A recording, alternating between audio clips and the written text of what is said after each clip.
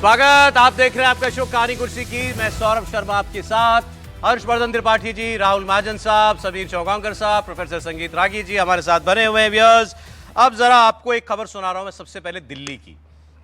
राघव चड्ढा जी आए 1.5 महीने के बाद लंदन से आंख का उपचार करा करके, और आकर के पहले वो उस प्रोटेस्ट में गए जो कि सो कॉल्ड प्रोटेस्ट केजरीवाल साहब ने रखी हुई थी विभव कुमार की गिरफ्तारी पर। आधा घंटा बाहर निकले, सड़क पर खड़े हुए, फिर उसके बाद अपने दफ्तर में चले गए। वहाँ पहली बार राघव चड्ढा दिखे। फिर अब वो प्रचार में आ गए हैं। अब राघव चड्ढा ने एक ऐसी बात कही कि मुझे ये समझ में नहीं आया कि वो ये प्रचार के लिए कह रहे हैं या वो ये ट्रोल कर रहे थे राहुल गांधी को भी और केजरीवाल जी को भी। वो ये कह रहे थे कि कांग्रेस के लोग बैठे सामने, वो कह रहे हैं देखिए मेरे कांग्रेस के मित्रों, इस बार आपके नेता राहुल गांधी जब ईवीएम का बटन दबाएंगे तो झाड़ू पे दबाएंगे, और हमारे नेता केजरीवाल जी जब बटन दबाएंगे तो वो पंजे पर बटन दबाएंगे। है तो अद्भुत बात, सत्य भी है, दोनों की कॉन्स्टिट्यूएंसी में ऐसा ऐसा ही हो रहा है। लेकिन इस पे बात वही है कि केजरीवाल जी और राहुल जी जो एक मंच पर नहीं आए, अभी दिल्ली में सभा कर रहे थे, एक मंच पर नहीं आए, उनके लिए ये बात कही जा रही है। आप सुन लीजिए जरा राघव चड्ढा को। ये बड़ा दिलचस्प चुनाव है। इस चुनाव में यहां पे बड़े लोग कांग्रेस पार्टी के समर्थक बैठे हैं। इस चुनाव में मैं कांग्रेस पार्टी के समर्थकों को कहना चाहूंगा कि आपके नेता राहुल गांधी जी जब 25 मई को वोट देने जाएंगे तो वो अपनी लोकसभा क्षेत्र में झाड़ू का बटन दबाएंगे, नई दिल्ली लोकसभा क्षेत्र। और आम आदमी पार्टी के आज जितने मोहब्बत करने वाले लोग यहां मौजूद हैं, मैं आपको भी बताना चाहता हूं कि जब आपके नेता अरविंद केजरीवाल जी इस बार 25 मई को वोट डालने जाएंगे तो वो हाथ का पंजे का बटन दबाएंगे और कांग्रेस के प्रत्याशी को जिताएंगे। अब अरे बटन तो वो दबाएंगे, तो उन्होंने सही कहा, राहुल जी झाड़ू दबाएंगे और केजरीवाल साहब पंजा दबाएंगे। लेकिन मुझे लगता है एक हाथ से दूसरे हाथ को पकड़कर मजबूर करना पड़ेगा। दब जा, दब जा, जरूरी है दब जा। देखिए राहुल गांधी ने अभी कहा था, उसके बाद दोहरा दिया, कुछ नया बोलेंगे तो ज्यादा अच्छा रहेगा। लंदन से बहुत समय बाद आए, कुछ नया सोच साच के आए हूँ। नहीं है मजेदार, लेकिन भैया नहीं मजेदार तो किसको है। ज्यादा कष्ट होगा ये करने में, राहुल जी को या केजरीवाल जी को? अब इसमें तो मुझे ये लग रहा है ना कि ये जो आपने कहा ना कि पता नहीं ये ट्रोल कर रहे थे या मोहब्बत की सही में बात कर रहे थे, क्योंकि अंदाज जो था वो ट्रोल वाला। अगर पीछे से पता न चले, नरेंद्र मोदी अभी एक भाषण कर रहे थे, प्रधानमंत्री जी ने कहा कि अब ये हाल रह गया है कि ये गांधी परिवार जहां वोट करेगा वो अपने पार्टी को वोट भी नहीं कर पाएगा, और इनकी जो बात है वो लगभग एक जैसी बात है। लेकिन अगर इसको दूसरी तरह से देखें तो दरअसल स्थिति ये है कि कांग्रेस और आम आदमी पार्टी के कार्यकर्ता एक दूसरे के साथ आज की तारीख तक नहीं खड़े हैं। उनको भरोसा देने की कोशिश है, उनका विश्वास बनाने की कोशिश है कि भैया हम लोग साथ हैं, 25 तारीख को गड़बड़ मत कर देना। ये बहुत गंभीर मसला है, क्योंकि कांग्रेस और केजरीवाल इन दोनों के समर्थक अंदर खाने एक दूसरे के साथ खड़े होने को तैयार नहीं है। आप किसी भी कांग्रेस पार्टी के नेता से ऑफ कैमरा बात कर लीजिए, वो कहेगा कि इनको तो निपटाना नहीं। लेकिन अगर वोटर की बात करें तो कांग्रेस का वोटर तो दबा देगा। नहीं दबाएगा, नहीं दबाएगा। कांग्रेस का वोटर से दबा देगा। कांग्रेस का वोटर भाजपा को थोड़ी वोट दे देगा ना, लेकिन कांग्रेस का वोटर दे देगा। कांग्रेस के वोटर को इतना भयानक झटका लगा है दिल्ली में, जिस तरह से आम आदमी पार्टी ने कांग्रेस को साफ किया है। आप उनके नेताओं से बात कीजिए। मैं कार्यकर्ता हूं कि नहीं, मैं वोटर की बात कर रहा हूं। अभी संदीप दीक्षित का बयान आप देखिए, अभी वो कह रहे हैं कि जो स्वाति मालीवाल के साथ हुआ उसमें कानूनी कार्रवाई। आ रहा हूं मैं उस पर, लेकिन मुझे ऐसा लगता है कि फिर भी कांग्रेस का वोट मिल जाए झाड़ू को तो ये मुझे उसमें ज्यादा दिक्कत नहीं है। लेकिन आम आदमी पार्टी का वोटर दबा देगा पंजा, ये तो मुझे इसमें बहुत बड़ा शक है। नहीं, आम आदमी पार्टी का भी वोटर जो है वो बीजेपी को नहीं दबा पाएगा ना। वो देता आया है वोट, नहीं लोकसभा में देता आया है वोट। कैसे दबाएगा? अगर वो आम आदमी पार्टी का समर्थक है तो वो कैसे दबाएगा? उसके सामने तो ये है ना कि आम आदमी पार्टी के नेताओं को जो है आपने जेल भेजा हुआ है, नहीं दबाएगा ना। दूसरी बात, लेकिन बात ये सामने आती है, देखिए कितने भी विपक्षी दलों के जितने बयान हैं आप सारे देख लीजिए। आप जब किसी पार्टी को ये कहते हैं ना कि इसका सुपड़ा साफ हो रहा है, ये हार रही है, तो कहते हैं बिल्कुल साफ हो रहा है। लेकिन बीजेपी को वो 250-260 से नीचे नहीं ला पाते हैं अपने बयानों में, कोई भी नहीं। हाँ, तो वो कहते हैं कि 250-260 पे रहेंगे, वर्स्ट केस में भी, वर्स्ट केस सिनेरियो बताते हैं। तो ऐसे में आप समझ सकते हैं कि बीजेपी की कितनी स्ट्रेंथ जो है वो धरातल पे दिखाई देगी। आम आदमी पार्टी का वोटर कांग्रेस को वोट दे दे और कांग्रेस का पूरा वोटर भी आम आदमी पार्टी को वोट दे दे, तब भी भारतीय जनता पार्टी 7 सीटें आराम से जीतेगी। अच्छा, 57% वोट पड़ा था भारतीय जनता पार्टी को 2019 के चुनाव में। आम आदमी पार्टी का पूरा वोटर शिफ्ट भी हो गया, उसके बाद भी भारतीय जनता पार्टी को किसी तरह की चुनौती नहीं है। और आप देखिए 2014 और 2019 का अगर आम आदमी पार्टी का वोट देखेंगे तो 15% का वोट कम हो गया था। 2014 में आम आदमी पार्टी को वोट मिला था, 2019 में उसमें 15% की गिरावट आ गई थी। भारतीय जनता पार्टी का वोट बैंक जो आज है 57% का, ये 2009 में कांग्रेस का वोट बैंक हुआ करता था। 2009 में कांग्रेस ने 7 सीटें दिल्ली की जीती थी 57% वोट के साथ। आज भारतीय जनता पार्टी जहां पर खड़ी है, आम आदमी पार्टी और कांग्रेस कितना भी हाथ मिला ले, कितने भी वोट ट्रांसफर करने की कोशिश कर ले, भारतीय जनता पार्टी को 7 सीटों मैं पर सर कोई जानना चुनौती ये चाह रहा हूँ, नहीं 2019 का लोकसभा इलेक्शन यूपी का, मायावती अखिलेश यादव जी साथ आ गए। मायावती जी ने उसके बाद ये कहा कि हमको वोट नहीं मिला अखिलेश यादव का, हमारा वोट उनको ट्रांसफर हो गया। वो जो फैक्चुअली गलत है, वो गलत बात पूरी थी। तरह से गलत। 10 सांसद जीते थे मायावती के, 5 जीते थे इनके, जबकि उल्टा हुआ था ये। है। सर यही बयान चुनाव के बाद यही बयान अरविंद केजरीवाल देंगे कि हमें कांग्रेस का वोट मिला नहीं, ये जो वोट मिला ये हमारा कार्यकर्ताओं का वोट है, हम कांग्रेस से गठबंधन तोड़ रहे हैं, कांग्रेस से हमें कोई फायदा नहीं हुआ और इसीलिए हमने पंजाब में कांग्रेस के साथ गठबंधन नहीं किया। अच्छा। अगर आम आदमी पार्टी को ये होता कि कांग्रेस का वोट बैंक शिफ्ट होगा, पंजाब में तो कांग्रेस का अच्छा वोट बैंक है, कांग्रेस में गठबंधन क्यों नहीं किया उन्होंने? ये वोट 1+1 होने वाला वोट है क्या सर, रागी सर, दिल्ली में 1+1 जुड़ने वाला कांग्रेस और आम आदमी पार्टी का? देखिए होता नहीं है, सामान्यतः आप देखेंगे फिर आप प्रश्न कर देंगे कि जब भारतीय जनता पार्टी के बारे में आप बोलते हैं तो आप कह रहे हैं कि उत्तर प्रदेश में जो है आरएलडी आ गई तो उसका वोट जुड़ जाएगा, राजभर का वोट जुड़ जाएगा, लेकिन दोनों के बीच में फ़र्क है। फ़र्क ये है कि जो आरएलडी का वोट बैंक था वो मूलतः जाटों वगैरह वाला था और वो वैसे भी भारतीय जनता पार्टी के बड़ी करीब थे। वो आरएलडी को इसलिए करते थे कि चौधरी चरण सिंह की विरासत को वो जिंदा रखना चाहते हैं, और जैसे ही वो साथ एक बार दोनों आकर के खड़े हो जाते हैं, हम तो ये फील्ड सर्वे में भी निकल करके आया था, वो कहते थे हम चाहते हैं कि भारतीय जनता पार्टी के साथ आए। मैंने कहा यदि नहीं आएंगे तो हम लोग सोचेंगे, हम लोग मोदी को धोखा नहीं दे सकते हैं। अच्छा। अब ये जो मानसिकता है वो उनको एक साथ ला करके खड़ा करती है, लेकिन क्या यही बात दिल्ली में लागू होगी? मुझे ऐसा नहीं लगता है। देखिए, आम आदमी पार्टी को किसी भी तरीके से कांग्रेस चाहेगी कि उसे पराजित करें। देखिए, दिल्ली के 5-6 सीटों से न तो उसकी सरकार बनने वाली है, न उसकी सरकार बनने वाली है कांग्रेस की जी। तो आम आदमी पार्टी को यदि दिल्ली में कांग्रेस पार्टी हरवाती है तो उसके लिए उसका राजनीतिक भविष्य सुरक्षित रहता है, और यही बात कांग्रेस पार्टी के लिए भी है, आम आदमी पार्टी के लिए भी है। बिल्कुल वो चाहेगी कि इसे हरवाएं यहाँ पे, नहीं तो इसका भविष्य सुरक्षित नहीं रहेगा। तो ये दोनों एक दूसरे की जमीन खाने के लिए फिराक में है। ये आपको भारतीय जनता पार्टी के गठबंधनों के साथ लागू नहीं होता है, क्योंकि भारतीय जनता पार्टी एक एंकर की भूमिका में है। उत्तर प्रदेश का आप चुनाव में देख लें, और आप कह रहे थे ये मतलब ये कोई सीमलेस ट्रांसफर दिल्ली में तो नहीं हो रहा है इन दोनों के बीच में। ऑलराइट, दिल्ली की बात हमने की। एक मैं दिल्ली से जुड़ा हुआ मामला है, क्योंकि केजरीवाल साहब को बेल मिली प्रचार के लिए, हेमंत सोरेन का मामला लगाया गया सुप्रीम कोर्ट में, कपिल सिब्बल साहब आर्ग्यू कर रहे थे और सुप्रीम कोर्ट ने उनकी याचिका थी गिरफ्तारी को चुनौती देने वाली, झारखंड के मुख्यमंत्री वाली, विचार करने से इनकार कर दिया सुप्रीम कोर्ट। देखिए, कॉग्निजेंस लिया जा चुका है लोअर कोर्ट द्वारा, जो स्पेशल कोर्ट है उसने कॉग्निजेंस ऑलरेडी उनके उसका लिया हुआ है। ये आप इस मामले को जो है वो अरविंद केजरीवाल के मामले से अलग करके देखिए। क्यों नहीं जोड़े? क्योंकि उसमें कॉग्निजेंस नहीं लिया हुआ था।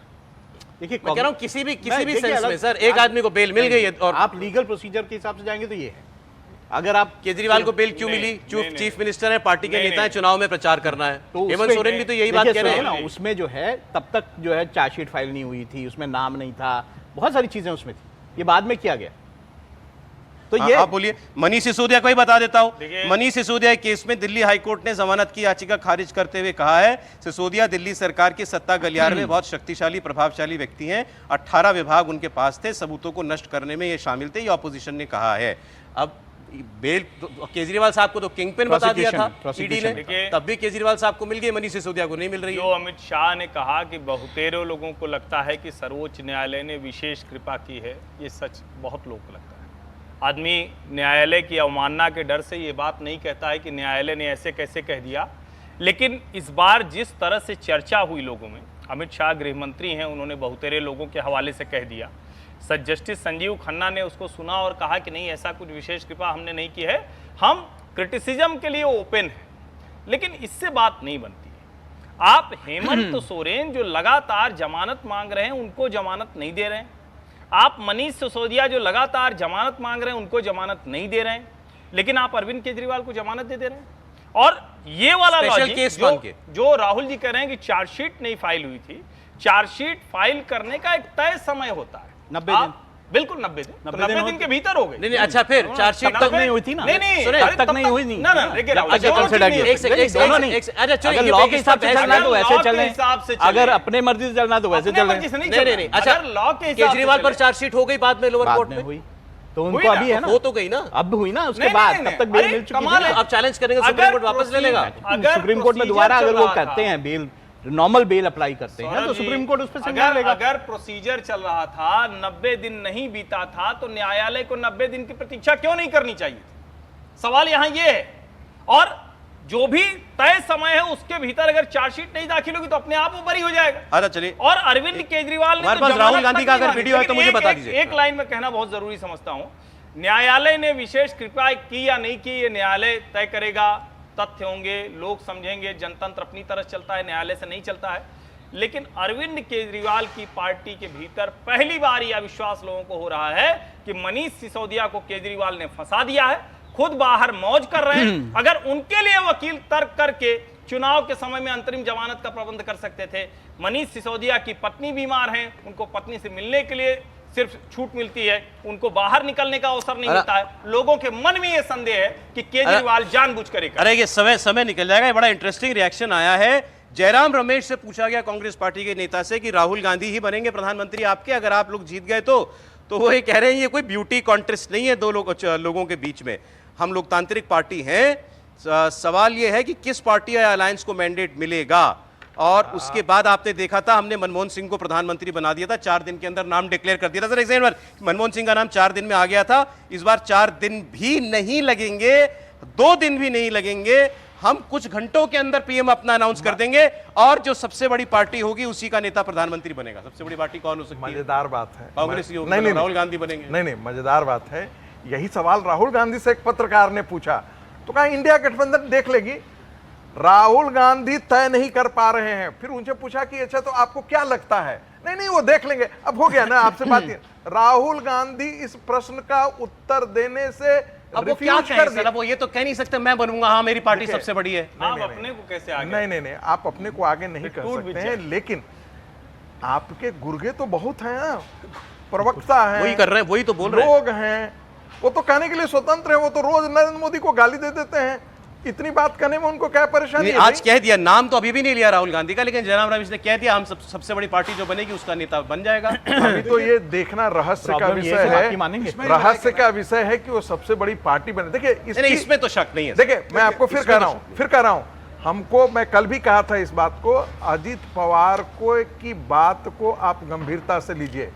देखिए उन्होंने कहा कि हम 50% सीट भी जीत पाएंगे महाराष्ट्र में तो बहुत है। क्या आपको लगता है जब वो 50% जीतने में महाराष्ट्र, जिसको हम लोग सब कहते हैं कि भाई महाराष्ट्र में थोड़ा सा स्थिति खराब है, तो आपको क्या लगता है कि इंडी गठबंधन सत्ता में आने वाली है? नहीं, सत्ता की बात मैं नहीं कर रहा। ये एक हाइपोथेटिकल सवाल जो पूछा गया। अब जो सबसे बड़ी पार्टी कौन बनेगी इसमें बात कर लेता हूं। सबसे ज्यादा चांसेस किसके सबसे ज्यादा सीटें जीतते हैं कांग्रेस के अलावा? स्टालिन 39 सीटें, पिछली बार बहुत सारी सीटें जीते हुए थे वो स्टालिन मान लीजिए 30-35 सीटें जीत लेते हैं। 30 मान लीजिए 30 सीटें जीत लेते हैं। ममता बनर्जी 42 सीटों वाली का तो राज्य है, 42 वो लड़ रही हैं, 1 यूपी में लड़ रही हैं, 43 यूपी वाली तो भूल ही जाइए। सब कह रहे हैं इस बार नंबर 1 पार्टी वहां बनेगी। 21 तो उनकी पिछली बारी थी, 21 या 22, तो इस बार कितनी आ जाएंगी? तो वो भी 20-22 के आगे तो नहीं बढ़ सकती कम से कम। और कौन सी ऐसी पार्टी है भाई? तेजस्वी यादव कितनी सीटें जीत जाएंगे? तेजस्वी यादव कोई 35 सीट तो नहीं जीत बिहार में जा नहीं रहे। और कौन है अलायंस पार्टनर इंडिया गठबंधन का? सर बात कांग्रेस पार्टी लार्जेस्ट पार्टी मेरा ये बनेगी, कोई शक नहीं है। ये तो है। इसमें ये मेरा ये कहना है सर, देखिए सिर्फ ये मसला नहीं है कि कांग्रेस सबसे बड़ी पार्टी बनेगी तो प्रधानमंत्री बना लेगी। 2004 में जब अगर कांग्रेस का प्रधानमंत्री बना था तो भारतीय जनता पार्टी की 135-138 सीटें आई थी, कांग्रेस की 145 सीटें उस समय आई थी। क्या कांग्रेस भारतीय जनता पार्टी 135 और 140 सीटों पर जाएगी? उसका सवाल स्थिति में आएगी। मैंने कहा ना हाइपोथेटिकल सवाल है। अगर पूरा विपक्ष मिलकर भी आज 150 सीटें लाने की स्थिति में नहीं है। अच्छा चलिए, जो 2019 में हुआ था, पूरा विपक्ष, पूरा इंडिया गठबंधन मिलकर 150 सीटें नहीं ला सकता। वो किस आधार पर कहेगा कि हम सरकार बनाने की स्थिति में जा रहे हैं? भारतीय जनता पार्टी पूर्ण बहुमत की सरकार बनाने में जा रही है। देखिए सवाल मुझे इसमें इसमें ये नहीं राहुल है गांधी की बगैर बयान है, मुझे बताइए। इसमें सवाल ये नहीं है कि कांग्रेस जो है वो सबसे बड़ी लार्जेस्ट पार्टी होगी कि नहीं होगी। बाकी मानेंगे कि राहुल गांधी के प्रधानमंत्री बन जाए, बाकी पार्टियां नहीं मानेंगी। ममता बनर्जी मान जाएंगी, स्टैलिन मान जाएगा, आप लोग तो सर, बाकियों मान का क्या? जाएंगे, लेकिन माफ 272 कीजिएगा। सीटें तो आए आज- विपक्षी गठबंधन की। ये मतलब कहानी कुर्सी के में इतना समय कभी दर्शकों का खराब नहीं हुआ। हाँ, ठीक। मैं बहुत गंभीरता से कह रहा हूँ। क्या कह रहे हैं? या इतना समय दर्शकों का खराब हो रहा है। आप हम सब लोग मिलकर दर्शकों के समय ऐसे नहीं करना चाहिए। बहुत गंभीरता से लोग इस शो को देखते हैं। आप लोग पता नहीं कौन सी चर्चा कर रहे हैं। कांग्रेस सिंगल ऑपोजिशन की लार्जेस्ट पार्टी होगी या अरे नहीं? भाई मैं कह रहा हूं कि कोई भी हो तो नेता विपक्ष कौन होगा ये तय करिए ना। नेता विपक्ष राहुल नहीं होंगे, डर के भाग जाते हैं। अधीर रंजन चौधरी नहीं को नहीं नहीं बना सर, देते ऐसा हैं। नहीं, ऐसा नहीं, ऐसा ये- मैं बता रहा हूँ क्यों। आज- मोदी जी सभा में अभी उन्होंने कहा ना, मुझे भी इंटरव्यू में कहा, अरे भाई बताओ तो तुम्हारा नेता कौन होगा, किसके हाथ में देश सौंपोगे। अभी अमित शाह का हाँ, तो बयान है, कहाँ बताया? अमित बताया शाह क्या? नहीं वही बात कह रहा हूँ ना। अमित शाह भी कह रहे हैं परचून की दुकान नहीं है देश, बताओ किसको दोगे देश अगर जीत बताया गए क्या? तो। अब उन्होंने कहा ना हम जो सिंगल लार्जेस्ट पार्टी का अरे नेता अभी भी सिंगल लार्जेस्ट कौन होगा ये किसको पता है? ऑपोजिशन में, तो अपोजिशन में भी कौन होगा किसको पता है? कांग्रेस होगी क्या और कौन वो होगा? ममता बनर्जी को पहले नहीं जब मानते? नहीं नहीं, आप अगर ममता मान लीजिए बनर्जी, ममता बनर्जी उनसे ऊपर चले कांग्रेस को ममता से कम सीट आ सकती है क्या? ये कौन जानता है? जैसे वो सिंगल लार्जेस्ट खोज रहे हैं उससे ऐसा- कुछ भी हो सकता ऐसा है। जरूरी- ऐसा भी मत नहीं नहीं नहीं, ये देखिए, मत ऐसा कीजिए। जरूरी नहीं है। कोalition गवर्नमेंट में ऐसा कोई जरूरी नहीं है कि लार्जेस्ट पार्टी का मैं सिर्फ प्रधानमंत्री एक- हो। हो ना हो, सबसे बड़ी पार्टी कौन बनेगी बीजेपी के अलावा, मैं ये पूछ रहा हूँ। तो कांग्रेस बनेगी, पर कांग्रेस का देखिए कांग्रेस का दिक्कत बनेगी, ये लेकिन नेता है विपक्ष की बात कीजिए। 54 सीटें आएंगी नेता गलत, विपक्ष के लिए। मतलब देखिए- चलिए ठीक है, अब मैं राहुल गांधी का एक बयान आपको सीटें दिखाऊं। आनी चाहिए ना, नेता विपक्ष के लिए, वो नहीं आएंगी। टाइम कम है, सुनिए। एक बहुत गंभीर विषय है ये। पुणे के अंदर आप सब जानते हैं एक बड़ा दर्दनाक कांड हुआ, एक्सीडेंट हुआ। एक बिल्डर के बेटे ने पोर्शे गाड़ी चलाते हुए और शराब पी करके गाड़ी चलाते हुए, और माइनर होते हुए, और माइनर है, नाबालिग है, उसने बार में बैठ के पहले शराब पी, उसका वीडियो आ गया है। उसके बाद उसने गाड़ी ठोक दी, बाइक वाले दो बेचारे जा रहे थे, दोनों की मृत्यु हो गई। अब इस पर राहुल गांधी ये कह रहे हैं कि देश के अंदर न्याय भी पैसे से मिलता है। टिप्पणी किस पे है ये गौर कीजिएगा आप। न्याय भी पैसे से मिलता है, क्यों? क्योंकि वो जो माइनर लड़का था उसको कोर्ट ने कहा, क्योंकि वो माइनर है, कि इसको सजा जो है ये दो कि तू ट्रैफिक रूल्स के बारे में। नहीं, जुवेनाइल बोर्ड ने कहा। राहुल गांधी का स्टेटमेंट इन प्रिंसिपल बिल्कुल सही है, न्याय सबके लिए बराबर होना चाहिए। ये पूरे देश को गलत लग रहा है कि वो 16 साल का लड़का था, उसको केवल जो है जुवेनाइल बोर्ड ने कहा कि तुम ये आलेख लिख दो ट्रैफिक रूल्स के ऊपर, छोड़ दिया। हालांकि उसके बाप को गिरफ्तार कर लिया गया, उसके पिता को गिरफ्तार कर अभी ये लिया बात हो गया, रही और है। अब ये याचिका भी लग गई है कि नहीं इसको भी, इसके ऊपर भी मुकदमा पुलिस चलाया जो जाए। है, पुलिस ने अब जो है ये कह दिया है लेकिन कि राहुल गांधी ये सवाल जस्टिस सिस्टम पर उठाएं तो समझ में आ रहा है, जो वो उठा रहे हैं। उसके बाद उन्होंने उसको मोदी से जोड़ दिया, यहाँ कि पे दो हिंदुस्तान बना दिया। देखिए, इसमें जस्टिस सिस्टम में नहीं, इसमें पुलिस की भूमिका भी बहुत ज्यादा असर दिखता है। पुलिस ने जब उसका टेस्ट किया, जब लिकर के लिए उसका तो ब्लड बोला टेस्ट शराब ही किया, नहीं है। शराब नहीं है। उसके बाद ये सारे वीडियोस आए हैं। तो बस समय खत्म हो गया, बहुत 20 सेकंड का दो comment। लाइनें। राहुल गांधी बिल्कुल ये ठीक कर रहे हैं, न्याय पैसे से खरीदा जाता है। इसके एक नहीं सैकड़ों उदाहरण हैं। अमीर बाप है। के बेटे गरीब की जिंदगियां लेकर चले जाते हैं। सलमान खान को कुछ नहीं होता। लेकिन यह भी सच है कि जब राहुल गांधी इसका पॉलिटिकल इस्तेमाल करने की कोशिश उसकी करते कोई मतलब हैं, तो फिर लॉजिक तुरंत- नहीं है, कोई तुरंत लॉजिक नहीं है उनकी उसका। समझ पर सवाल खड़ा होता है। बहुत 10 सेकंड में प्लीज, अगर कोई विशेष टिप्पणी मुझे लगता है कि राहुल गांधी ठीक कर रहे हैं। दो प्रकार का न्याय तो है। केजरीवाल के मामले में हम देख लेकिन रहे इसके हैं, लिए वो मोदी को जिम्मेदार ठहरा रहे हैं। लेकिन ये निर्णय तो न्यायालय का था ना, मोदी का तो था नहीं। दूसरी बात, जो नेशनल हेराल्ड का मामला है वो भी तो लोग पूछेगा ना कि किस दूसरे पर यदि चलिए, अच्छा ऐसा सर। हो जाता तो क्या उसको इतना ही समय रिलीफ मिला होता समीर जी क्या? पूछ, कमेंट नहीं ले पा रहा हूँ, समय खत्म हो गया।